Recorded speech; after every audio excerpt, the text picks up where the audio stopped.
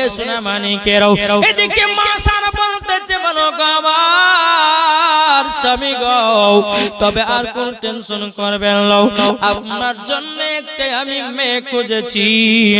বলে কোন মেয়ে, কোথায় বাড়ি বলো না? বলে একটা তারকিন বলে সে শহর আছে, ওই তারকিন শহরে একজন মহিলা আছে, তার নাম হলো মা হাজেরা।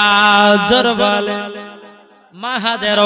কিন্তু বাবা তারকিন শহরে একটা বিশাল বড় একটা বাদশা ছিল, এত বাবা চরিত্র খারাপ, এত তার নোংরা বদমাশ ছিল, যতগুলি সুন্দরী মেয়ে দেখতো ওই বাদশা ওই মেয়েটাকে নিয়েছে, সেই মেয়েটার সঙ্গে জিনা করতো। ওই তারকিন শহরের যে বাদশা, আর চোখে যদি লেগে যেত এই মেয়েটাকে আমার লাগবেই, ধরে নিয়ে এত তার বাবা চরিত্র খারাপ, তাকে ধরে নিয়ে এসে বেরাদ ইসলাম তার সঙ্গে সহবাস করে মেয়েটার জীবনটাকে নষ্ট করতে, এইরকম বাদশা তারকিন শহরে ছিল। কিন্তু মা হাজেরা পর্দাওয়ালি, কোন সময়তে বেরোতো না। যে মা হাজেরা রাদিয়াল্লাহু তাআলা আনহা জীবনে কোনোদিন বেপর্দা হয়ে চলতো না। এই মা হাজেরা সবসময় আল্লাহর ইবাদতে পাগল থাকতো। আজকালকার আমার মা বোনদেরকে দেখা যায়, কিছু কিছু মা বোনদেরকে দেখা যায় এমন ভাবে চলতেছে বেরাদার ইসলাম, আজ এই মহিলাদের জন্য আজকে যুবক ছেলেরা খারাপ পথে যাচ্ছে কি যাচ্ছে না? কি গো যাচ্ছে না? জি, আমি মায়েদেরকে বলতেছি মা সঠিক ভাবে চলবেন, কোনো গুনাহ হবে না, কোনো পাপ হবে না। আমার আল্লাহ বলতেছেন ওই মহিলা যদি সঠিক ভাবে দুনিয়াতে যদি চলে তো মরার পরে জান্নাতি জান্নাতি জান্নাতি জোরে বলেন। এদিকে বেরাদার মা হাজেরা রাদিয়াল্লাহু তাআলা আনহা বাবা তিনি এক পা দুপা করে আপনার কি করলো, আল্লাহর ইবাদত করতে যায়। ওই যে তারকিন শহরের বাদশা বাবাজি মা হাজেরা একবার কিভাবে চেহারা দেখে নিল। ওই বাদশা কি তার সেনাবাহিনীদেরকে বললো, বলো গো বাদশা, তবে শোনো শোনো, এই বাদশা তোমার দুই তিন দিন ধরে কথাবার্তা বলো না কেন? এখন বাদশা বলছে এই সেনাবাহিনীরা, একটা জঙ্গলে আমি গেছিলাম, একটা ছোট্ট কোন ঘরে একটা মহিলাকে দেখার পরে আমার চোখের ঘুম যেন হারাম হয়ে গেছে। এখন সেনাবাহিনীরা বলতেছে এ বাদশা বলো গো, এই বাদশা বলো কি করতে হবে? বলে ওই মহিলাকে ধরে নিয়ে আসতে হবে, জলদি করে আমার কাছে নিয়ে এসো। ওই মহিলাকে দেখার পর থেকে আমার চোখের আর কোনো ঘুম নাই। বাদশা বাবা এত খারাপ চরিত্র বাদশা ছিল বাবা, তার সেনাবাহিনীদেরকে বাবাজি আপনার জঙ্গলে আপনার মা হাজেরাকে ধরবার জন্য পাঠিয়ে দেওয়া হলো। পাঠিয়ে দেওয়ার পরে বাবাজি মা হাজেরা রাদিয়াল্লাহু তাআলা তিনি আল্লাহর কাছে দোয়া করছে, বলে আল্লাহ ইজ্জতের মালিক হলো তুমি, ইজ্জতের মালিক হলো তুমি। মা হাজেরা রাদিয়াল্লাহু তাআলা আনহা এরকম ভাবে আপনার দোয়া করতেছে।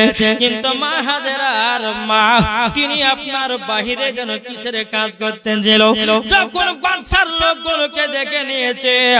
এখন বেরাদার সবার হাতে একটা করে আপনার 3 সন্ধ্যা আছে, এক একটা হাতে যেন 3 সন্ধ্যা আছে বাবা। মা হাজেরার মা বলতেছে বলে আল্লাহ গো, আমার বিটিকে ধরবার জন্য তারা এসেছে নাকি?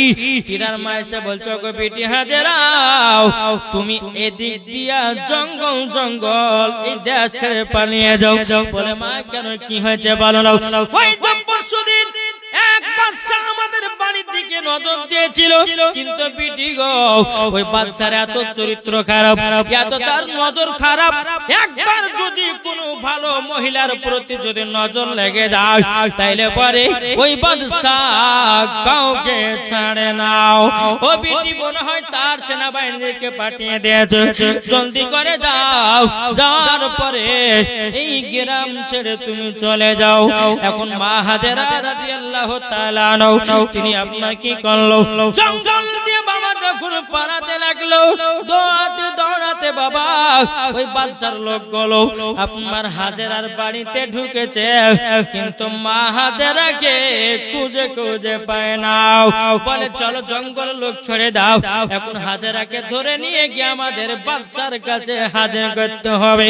যদি হাজির না করতে পারি তাহলে আমাদের চাকরি সব বরবাদ হয়ে যাও। এখানে বাদশার সমস্ত সেনাবাহিনীরাও মা হাজেরাকে ধরবার জন্য বাবাজি সবাই চারিদিকে জঙ্গল দিকে আপনার ছুটে গেল। এখন মা হাজেরা মহিলা বাবাজি রাত্রে বেলা কত দৌড়বে, বাবাজি কোনো রাস্তা নাই, দৌড়তে যাই হুজুরকে আপনার জঙ্গল দিকে পড়ে যায়। মা হাজেরা বলছে আল্লাহ ওগো রব্বুল আলামিন, ইজ্জতের মালিক হলো তুমি আল্লাহ, ইজ্জতের মালিক হলো আল্লাহ তুমি, আমার ইজ্জতটাকে তুমি রক্ষা করিও। জোর বলেন। এখন সারা রাত্রি বাদশার লোকেরা জঙ্গলটাকে আপনার ঘেরা করে রেখেছে। বাবা মা হাজেরাকে জঙ্গলের ভিতরে বাবা যখন এসেছে, আসার পরে বেরাদার মা হাজেরাকে যেন ধরে ফেললো। এ হাজেরা তুমি এত আমাদেরকে জ্বালাও না কেন, চলো তোমাকে বাদশার কাছে হাজির করব। মা হাজেরাকে ধরে নিয়ে বাদশার কাছে চলে গেল। মা হাজেরাকে একটা ঘরের ভিতরে বন্দি করে রাখলো। এই বাদশাহ রাত্রেবেলা মহিলার ঘরে ঢুকবে, মা হাজেরার ঘরে ঢুকবে। মা হাজেরা দু চোখের পানি ঝরে কান্না করছে, আল্লাহ গো আল্লাহ, ইজ্জতের মালিক হলো তুমি, এই লম্পট বাদশার কাছ থেকে আমার এই শরীরের হেফাজত করি আল্লাহ, আল্লাহ তুমি ছাড়া আমার কেউ নাই। ধরে বলেন সুবহানাল্লাহ। আর দেখবেন যে মহিলারা বাবাজি অন্তর থেকে খোদাকে ডাকে, আল্লাহ পাক আল্লাহ তাআলা ওই মহিলার ডাকে সাড়া দেবে না, দেবে না? ইনশাআল্লাহ দিবে। মা আমি আপনাদেরকে বলতে চাই সঠিক পথে চলবেন, আল্লাহ পাক আল্লাহ তাআলার কাছে দোয়া করবেন, আল্লাহ আপনার দোয়াকে আল্লাহ কবুল করবে। জোরে বলেন। এখন মা হাজেরা তিনি আপনার বসে বসে বসে আল্লাহর ইবাদত করতেছেন। গভীর রাতে যে বাদশা ঘরের ভিতর যেমন ঢুকেছে, মা হাজেরা বলতে জানলা গো আল্লাহ আমার ইজ্জতটাকে তুমি রক্ষা করিও। আল্লাহ গো এই বাদশার হাত থেকে যদি আমি বেঁচে যাই, আল্লাহ আমি এই গ্রামের দিকে থাকবো না, আমি অন্য এলাকার দিকে আমি চলে যাব।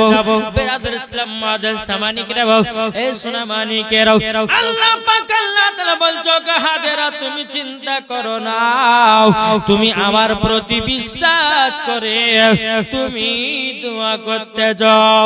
এখন এই বাদশা যখন মা হাজেরার দিকে যখন হাত বাড়াতে যাবে, বাবাজি মুসলমান ভাইরাও মা হাজেরা যেন আপনার ছোট ছোট ঘরের দিকে আপনার কোনার দিকে ছুটে যায়। মা হাজেরা বলছে আল্লাহ আমার ইজ্জতের ক্ষমতা আল্লাহ গো তুমি আমার ইজ্জতটাকে রক্ষা করিও গো আল্লাহ। এই বাদশার হাতে যদি আমার ইজ্জত চলে যায়, আমার মরা ছাড়া কোনো উপায় নাই। বাদশা ধরে কোনার দিকে পালিয়ে যায়, আবার কোনার দিকে পৌঁছায়, আবার মা হাজেরা কোনার দিকে পালিয়ে যায়, আবার মা হাজেরাকে ধরতে যায়, আর একটা ঘরের কোনার দিকে পালিয়ে যায়। এইরকম ভাবে নিয়ে বাবা যখন ছোড়াছুড়ি জোড়াজোড়ি করে, মা হাজেরা বলছে আল্লাহ তুমি আমাকে হেফাজত করো, আল্লাহ ওই বাদশাকে তুমি ধ্বংস করে দাও। এই বাদশা শুধু আমার ইজ্জতকে নষ্ট করবে না, আর হাজার হাজার কত সুন্দরী মেয়েদের জীবন নষ্ট করেছে, আল্লাহ তাকে তুমি ধ্বংস করে দাও। যেমন মা হাজেরার শরীরে হাত দিতে যাবে কি আল্লাহ পাক আল্লাহ তাআলা ওই বাদশার পায়ের তলার মাটি জানো বাবা ধসে তাকে জমিনে ঢুকায়া নিল। জোরে বলেন কি করলো? জমিন ফেড়ে হরাম করে মাটি বসিয়ে ওই বাদশাকে আপনার টেনে নেওয়া হলো। মা হাজেরা বলছে আল্লাহ গো তুমি হেফাজতকারী, আল্লাহ তুমি ইজ্জতের মালিক, আল্লাহ আল্লাহ গো আমি আর কাছ থেকে আপনি আপনাকে বাঁচিয়েছেন, আল্লাহ আপনার শুকরিয়া আদায় করি। জোরে বলেন সুবহানাল্লাহ। মা হাজেরা ওখান থেকে বেরিয়ে এসে বাবা যে টুকটু টুকটু করে জঙ্গল জঙ্গল আপনার যেতে যেতে যেতে যেতে বাবা উঠে গেল কোথায়? হযরতে ইব্রাহিম খলিলুল্লাহর বাড়ি। জোরে বলেন সুবহানাল্লাহ। মা হাজেরার শরীরে কোনো ঠিকভাবে কাপড় ছেঁড়া খোড়া কাপড়, বাদশা আপনার টেনে টেনে আপনার ধরেছে, জামা কাপড় গুলো ছিঁড়ে গেছে, এক জায়গাতে গুটি মেরে বসে আছে।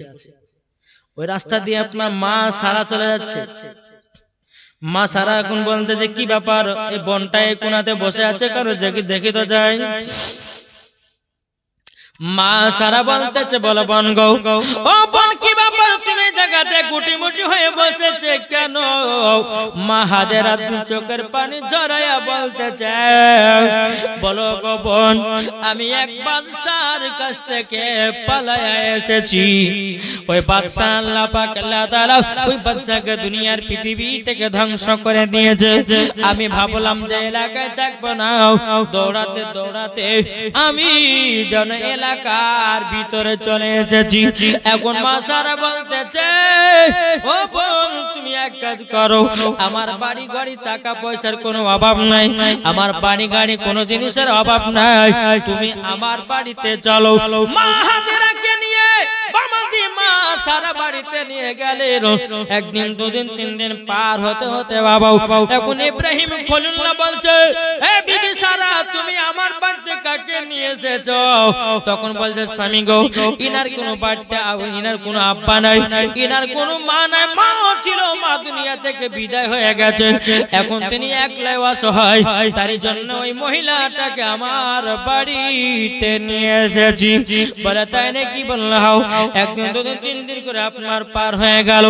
পার হয়ে যাওয়ার পরে মা হাজেরা মা সারা বলতে চাল না গো, এখন যদি মা সারার সাথে যদি মা হাজেরার সাথে আমার স্বামীর বিয়েটা যদি দিয়ে দিই, হয়তো সন্তানের মা হওয়া যাবে। জোরে বলেন না সুবহানাল্লাহ। এদিকে বেরাদুল ইসলাম মাঝে সামানিকরাও, এদিকে মা সারা বলছো গো হাজেরা একটা বিয়ের পয়গাম নিয়ে এসেছি। বলে কিসের পয়গাম বলো নাও। তখন বলতেছে বলো গো আমার বিবি, ও আমার বিবি, তবে শোনা গো ইনি তো মা হাজেরা। বলল হাও, ইনার নামই হলো হাজেরা। আচ্ছা বলো নাও বিবি, তবে শোনো ওই হাজেরাকে যদি আমি বিয়ে করি তুমি কি রাজি হবা? জোরে বলো। মা সারা মনে মনে ভাবছিল যে এর সাথেই আমার স্বামীর বিয়ে দেব। আর এদিকে ইব্রাহিম খলিলুল্লাহ বলছে যে বিবি আমি যদি হাজেরাকে যদি বিয়ে করি তুমি কি রাজি হবা?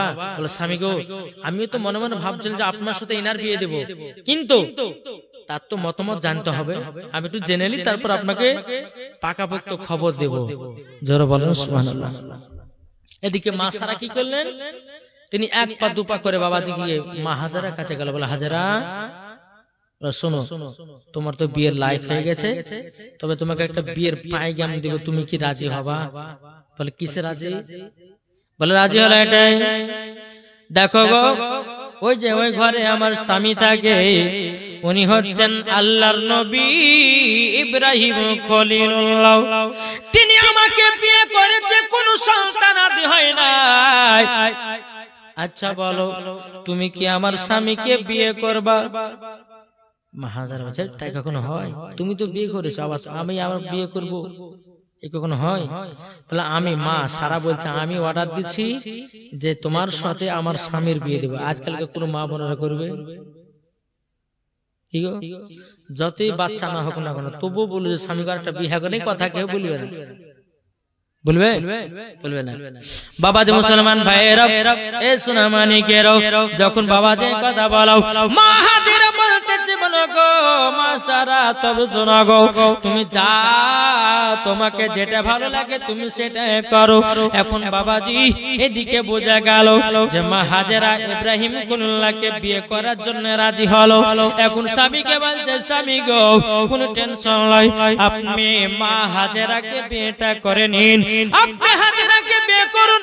বিয়ে যখন বাবা পড়ানো হয়ে গেল, হয়ে যাওয়ার পর বাবাজি মুসলমান ভাইরাও এদিকে ইব্রাহিম খলিলুল্লাহ বাবা মা হাজেরাকে বলছো বিবি হাজেরাও, ওগো বিবি হাজেরাও আমার প্রথমকার স্ত্রীর কোনো সন্তান আদি নাই, আমি একটা সন্তান নেওয়ার জন্য আমি তোমাকে বিয়ে করেছি গো হাজেরাও।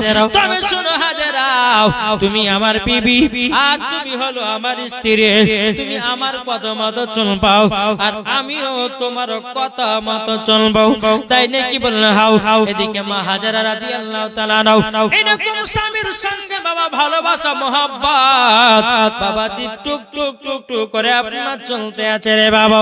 চলতে চলতে মা হাজেরা রাদিয়াল্লাহু রাদিয়াল্লাহু তাআলা আনহা বাবাজি কিছুদিন পর পেটে জানো বাচ্চা আসলো। জোরে বলেন। কিছুদিন পর মা হাজেরা গর্ভে বাচ্চা। কত আনন্দ, কত ফুর্তি। ইব্রাহিম খলিলুল্লাহ বলতেছে আল্লাহ আমি সন্তান বাবা হব। কত আনন্দ। দেখবেন কোন মার যখন সন্তান নাই বা কোন ভাইয়ের যখন সন্তান আদি হয় না, তো কত যে কষ্ট হয় রে বাপ, সে ছাড়া কেউ আর জানে না, নাকি বলছেন? জি। বহুত দিন পর 40 বছর পরে একটা সন্তানের মুখ দিতে, অথচ অন্য বিবির গর্ভে থেকে। মা হাজেরা বলতেছে আল্লাহ, আল্লাহ গো আমার স্বামীর মুখে একটু হাসিটা ফুটেছে। এই সন্তানের জন্য মুখটা এত ভারী হয়েছিল, এখন দ্বিতীয় নম্বর স্ত্রী গর্ভেতে বাচ্চার গর্ভ এসেছে। দুনিয়া থেকে বাবা দিনের পর দিন যায়, রাতের পর রাত আসে, মা হাজেরার সেবাও করে। ইব্রাহিম খলিলুল্লাহ তিনি কি করেন, তিনি ওয়াজ মা হাজেরার সেবা করে, মা হাজেরার স্বামীর সেবা করে। কোনো ভুল নাই, কোনো ত্রুটি নাই। জোরে বলেন সুবহানাল্লাহ। এই রকম ভাবে বাবা দিন যায় রাত আসে, বেরাদার ইসলাম মাদার সামানিকেরা বাবা, এখন মা হাজেরার গর্ভে থেকে বাবাজি পুত্র সন্তান জন্ম নিল। তিনার নাম হলো হযরত ইসমাঈল। জোরে বলেন না সুবহানাল্লাহ।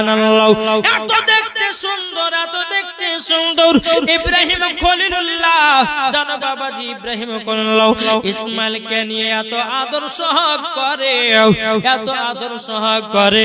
বেরাদার ইসলাম মাদার সামানিকেরা মা সারা বলছে বলে আল্লাহ আমার স্বামী এত সন্তান লালিত ছিল, আল্লাহ গো আমার সন্তান হবার পরে, মা হাজেরার গর্ভে থেকে বাচ্চাটা হওয়ার পরে আমার স্বামীর মুখের হাসিটা দেখতে পেলাম।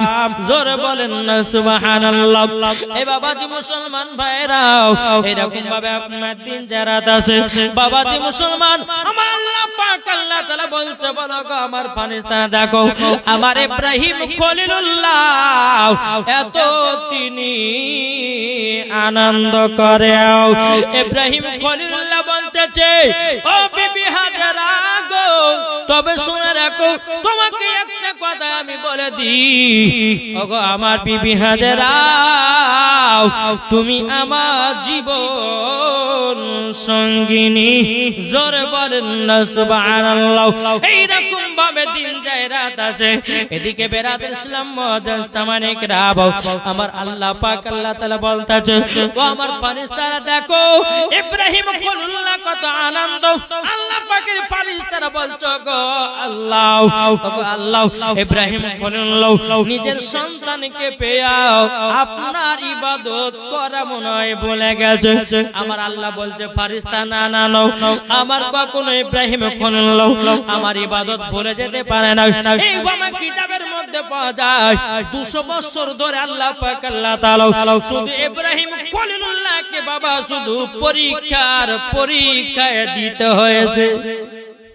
কত বছর? 200 বছর ধরে শুধু পরীক্ষা। জি। আর আমাদেরকে যদি একটা যদি পরীক্ষা করে, আল্লাহ যদি আমাদেরকে একটা পরীক্ষা করে তার দ্বিতীয় পারবে আর যা বলে নামাজ পড়তে বলবে না। জি, পরীক্ষা আল্লাহর বহুত রকমের হয়। অনেক মানুষ বলে যে হুজুর আমি নামাজ পড়ছি, আমি কোরআন পড়ছি, আমার বাড়িতে অসুখ, আমার বাড়িতে বিমার, আমার বাড়িতে সব বলে না। আল্লাহকে দেখতে পেয়েছে না? হ্যাঁ গো হুজুর ওরা নামাজ পড়ছে না, আমি নামাজ পড়ছি, ওরা 3 তলা বাড়ি করছে, আমি ফুকরে করে হয়ে থেকে গেলে। আরে পাগলা, ওইটাই আল্লাহর পরীক্ষা কি ঠিক না? দুনিয়াতে যে রাজ করবে সে কখনো মরার পর রাজ করতে পারবে না, আর দুনিয়াতে যে কষ্টটা থাকবে মরার পরে সে রাজ করবে। জোর হবে না সুবহানাল্লাহ। আল্লাহ বলতেছে আমি গরিবকে বড়লোক বানাতে পারি আর বড়লোককে গরিব বানাতে পারি। আমার আল্লাহর ক্ষমতা আছে না নাই? একটু জোরে বলেন ইনশাআল্লাহ আল্লাহর ক্ষমতা। আজ আল্লাহর সঙ্গে যদি কেউ পাল্লা দেয় দুনিয়াতে টিকতে পারবে?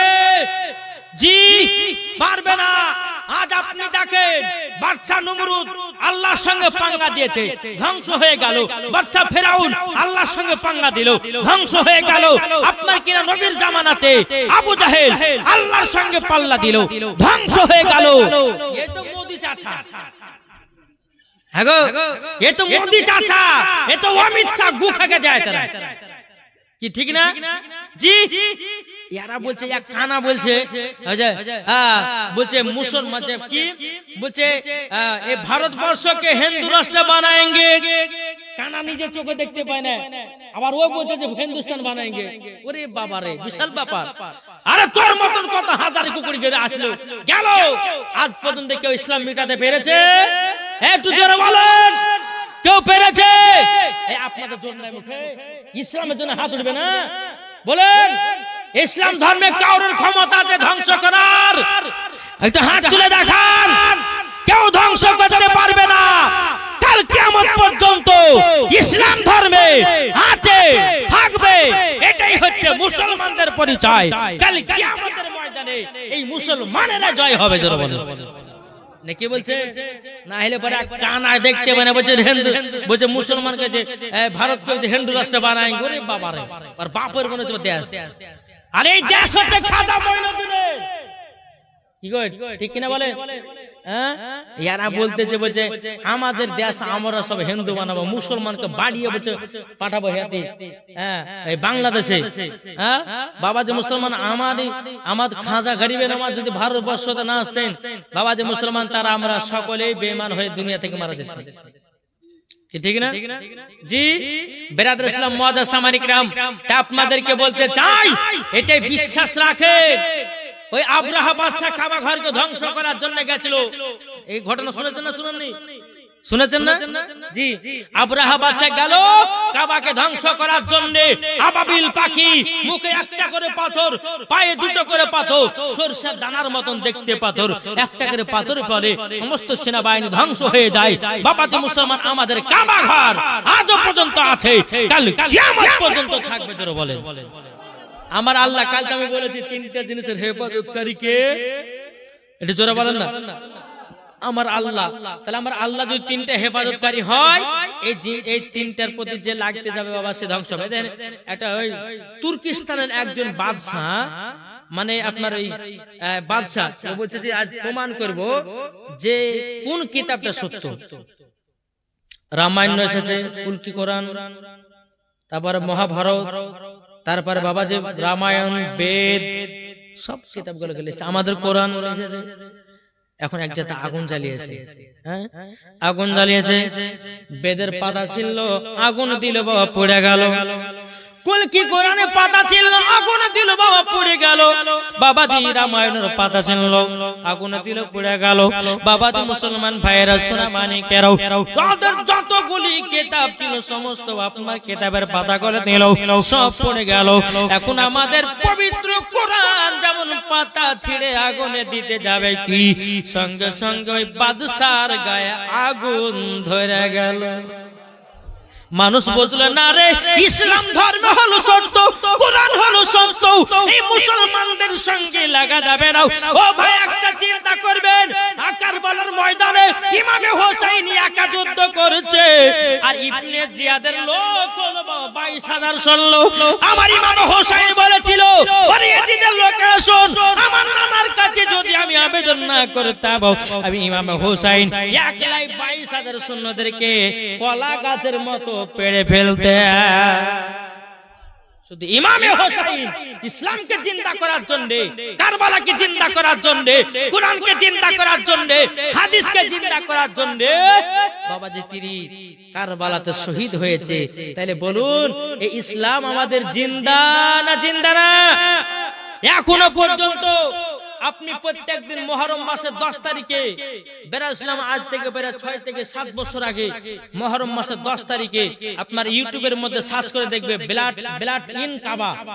ইউটিউবের মধ্যে সার্চ করে ব্লাড ইন কাবা বলে সার্চ করবেন। কাবা শরীফের পাশে বাবাজি তাজা তাজা রক্ত বাড়িয়েছিল, সে রক্তটা ছিল হযরত ইমাম হোসেনের। জোরে বলে জি। তাহলে বাবাজি মুসলমান, ইসলাম ধর্ম সত্য না মিথ্যা? আমি পবিত্র কোরআন থেকে বলেছিলাম, ইন্না দীন ইনদাল্লাহিল ইসলাম, ইসলাম ধর্ম আল্লাহর কাছে পছন্দনীয় ধর্ম, এর পরে কোনো ধর্ম নাই। হ্যাঁ, আরে কানা বলছে যে মুসলমানকে তাড়িয়ে বলছে হিন্দু রাষ্ট্র বানাएंगे, আর বাপের দেশ আর আব্বার দেশ নিজে তৈরি করেছে। হ্যাঁ, আল্লাহ হচ্ছে জমিনের মালিক, হ্যাঁ, তারপর জমিনের মালিক হচ্ছে আল্লাহ, আসমানের মালিক হলো আল্লাহ, পানির মালিক হলো আল্লাহ, নাকি বলছে? আরে বলছে যে মুসলমানকে তাড়াएंगे না, ও হিন্দিও বলতে পারছে না গো। হ্যাঁ, বলছে মুসলমানকে তাড়াবো, দে বলছে হিন্দু রাষ্ট্রে বানাएंगे, কানা দেখতে পেন এর তাকাচ্ছে।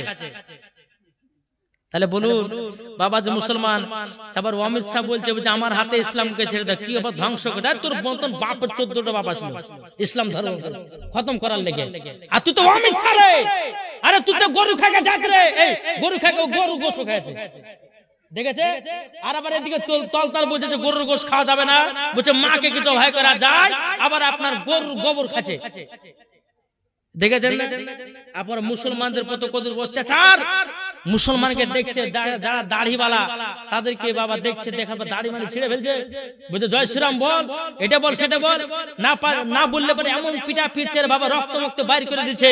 তো বাবা যে মুসলমান, দেখেন কিছুদিন আগে আমি বসন্তপুরে এফআর কি বার হয়েছিল না, এসআইয়ের জন্য কি মানে কিছু ভুল হয়ে গেছিল, তো আমাকে ফোন করে আপনার ভোটার কার্ড প্যান কার্ডটা নিয়ে আসেন।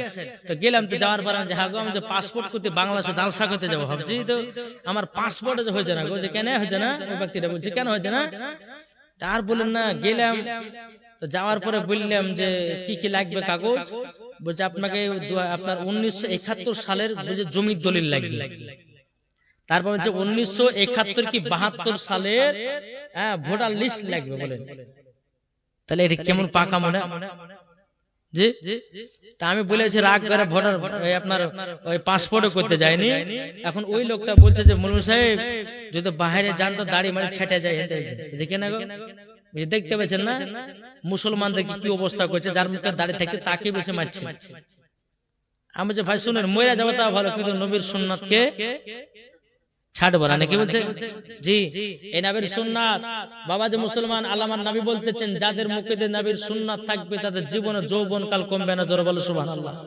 জি, এই যুবক ভাই একটা কথা বলি, যে দাড়ি ভাবছেন যে আমাদের বাইরে কাজে যেতে হয়, আমাদেরকে মেরে ফেলবে, এটা যদি ভাবেন তাহলে জানতে আপনার ইমানের ভিতরে ঘাটতি আছে।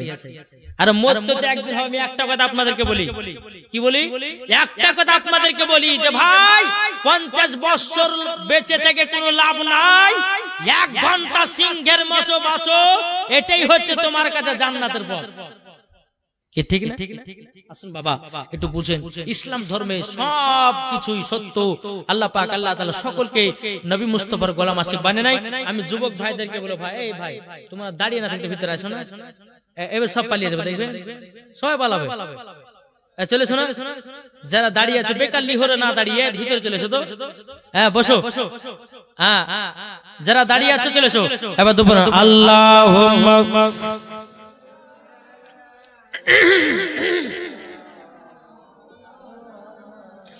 মুহাম্মাদ ওয়ালা আলি সাইয়্যিদিনা মাওলানা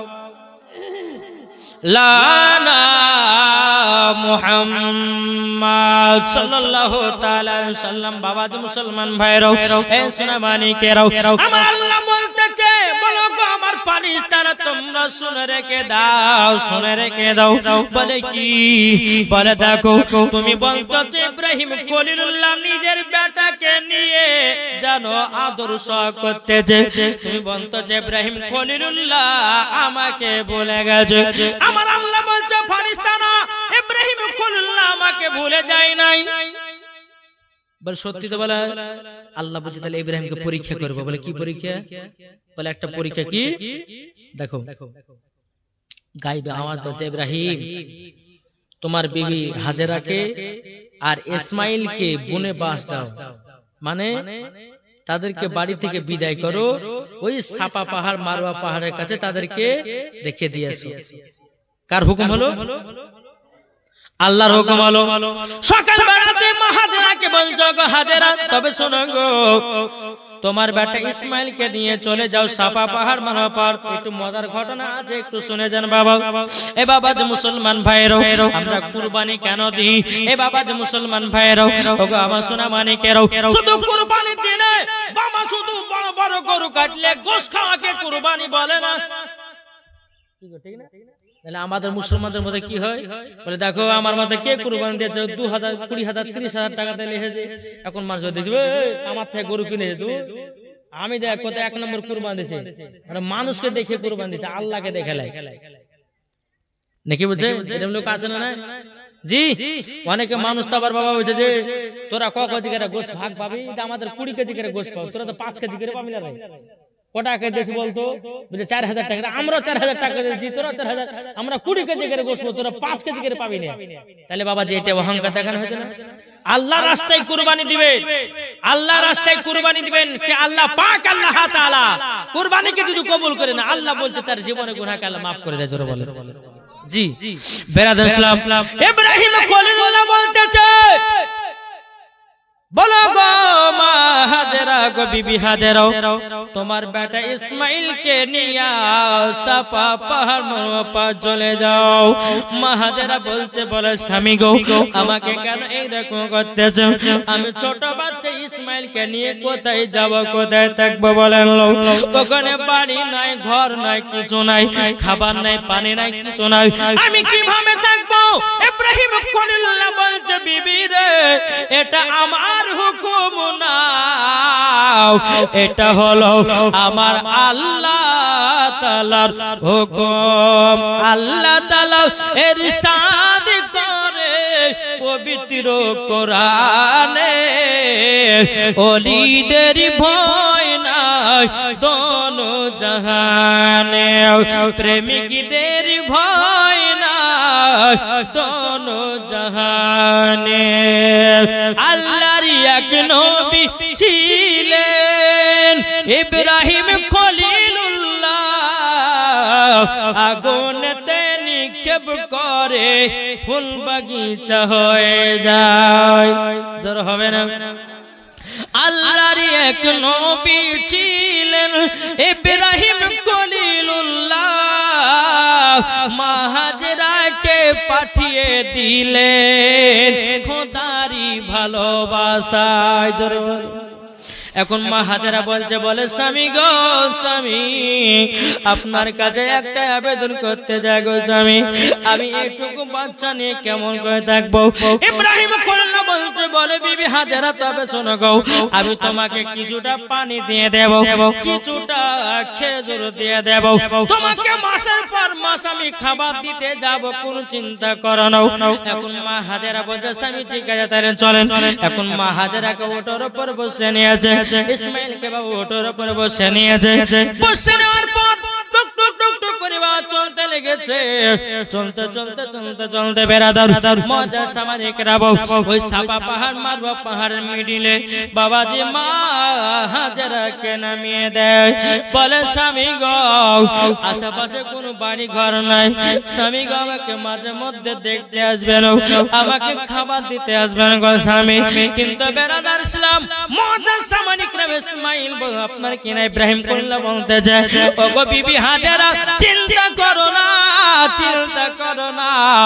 আমি আল্লাহর হুকুমে তোমাদেরকে আমি পাঠালাম জোর বলেন এখন ইব্রাহিম খলিলুল্লাহ চলে আসতেছে আর মা হাজেরা বাবা চোখের পানি ঝরে কান্না করছে স্বামী গো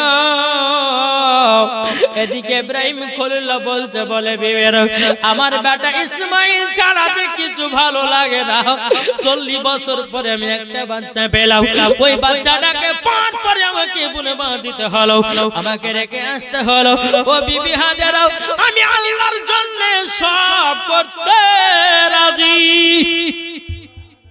জোরে হবে না সুবহানাল্লাহ আল্লাহর জন্য সব করতে রাজি এখন মা হাজেরা চোখের পানি ফেলে বলছে স্বামী গো আমার এটুকু বাচ্চা যদি খাবারের জন্য ছটফট করে গো আমি কোথায় খাবার পাবো ও বিবি হাজেরা তবে শোনো আল্লাহ যখন হুকুম দিয়েছে নিশ্চয় আল্লাহ ব্যবস্থা করবে এরকম ভাবে ইব্রাহিম খলিলুল্লাহ বাবা মা হাজেরাকে সাফা পাহাড় মারওয়া পাহাড়ের মিডলে আপনার দেখে দিয়ে আপনার যখন আপনার চলে যায় বাবা চলে যাওয়ার পরে একদিন দুদিন 3 দিন বাবা 1 মাস যখন পার হয়ে গেল মা হাজেরার কাছে কাছে পানিও খতম হয়ে গেল, খেজুরও বাবা ফুরিয়ে গেল। এখন ইসমাইল বাবা এখন মায়ের কাছে আপনার খাবার চেয়ে বলে, মা গো আমি খাবার না পেলে তো মনে আমি থাকতে পারবো না, ওগো মা জননী একটু খাবারের ব্যবস্থা করে দাও। মা হাজেরা বলছে, বলো গো বেটা ইসমাইল, আমাদের কাছে পানি ছিল, পানি শেষ হয়ে গেল, খেজুর ছিল, খেজুরও শেষ হয়ে গেল। ও আমার বেটা ইসমাইল, তবে শোনো গো পানির একটু তালাশ করতেছি। এখন মা হাজেরা নিজের বুকের স্তনে দুধ পান করাবে, বাবাজি এক ফোঁটা দুধ বেরোলো না। ইসমাইল বলছে, মা আমাকে পানির এত পিপাসা লেগেছে, মা ও গো মা একটু পানির ব্যবস্থা করে দাও, জোরে বলেন।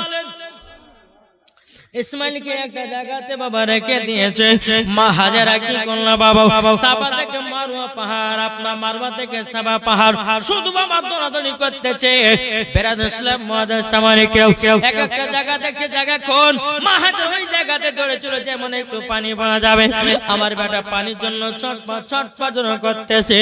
বাবা যে মুসলমান ভাইরাও, এখন মা হাজেরা বলছে, আল্লাহ আমার বেটা ইসমাইল কি পানির জন্য দুনিয়া থেকে বিদায় নেবে? আল্লাহ গো তুমি তো আমার স্বামীকে হুকুম দিয়েছো এই জায়গাতে পাঠিয়েছে, আল্লাহ তুমি পানির একটু ব্যবস্থা করে দাও, জোর বলেন। এখন মা হাজেরা কোন মতে বা পানি পায় না। এখন ইসমাইল বলছে, গো আমার মা একটু যদি পানি পেতাম আমার কলিজাটা ঠান্ডা হয়ে যেত, জোরে বলেন না সুবহানাল্লাহ। এখন বলতেছে মা হাজেরা, তাই কবি বলতেছে, আরে মা হাজেরা তাকিয়ে দেখে পানি পানি করে ছুটে, সাফা থেকে মারওয়া পাহাড়, মারওয়া থেকে সাফা পাহাড় ছোটা ছুটি করে যায়। নবীর প্রেমিক হলে তবু বোঝা যায়, জোরে বলে। বাবা যে মুসলমান ভাইরা এ সুনামানিকেরা,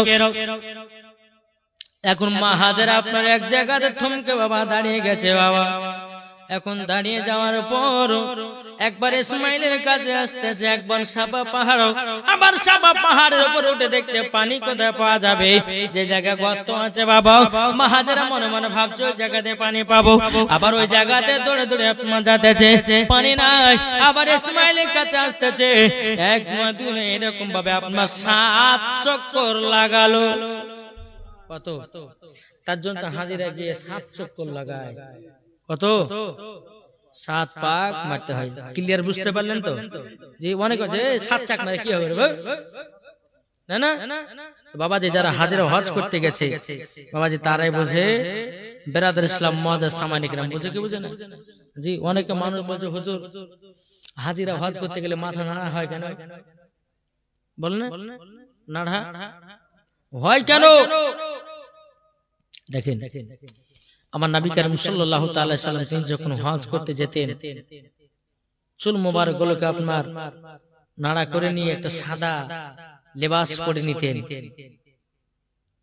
পরে নেবার পর ওই যে বেরাদুল ইসলাম একটা শয়তান একটা পাথর চালাতে হয়। কি পাথর? ওই জায়গাটা কোন জায়গা বুঝতে পারবেন, চলেন। বেরাদুল ইসলাম মুআজ্জাজ সামানি کرام এই সুনামানিকেরাও, ওগো আমার আব্বা যে মুসলমান ভাইরাও, এদিকে মা হাজেরা যখন বাবা দৌড়ে দৌড়ে ইসমাইলের কাছে আসতেছে, আল্লাহর কি কুদরত! ইসমাইলের পায়ের তলায় যেন বাবাজি পানি ঝর্ণা চালু হয়ে গেছে। ইসমাইলের পায়ে তলায় পানি যেন ঝর্ণা চালু হয়ে গেল। এখন মা হাজেরা দূর থেকে দেখতেছে কি ব্যাপার, আমার বেটা ইসমাইলের পায়ে তলাতে পানি জারি হয়ে গেল কেন? আল্লাহ গো একটু দৌড়ে দৌড়ে যাও।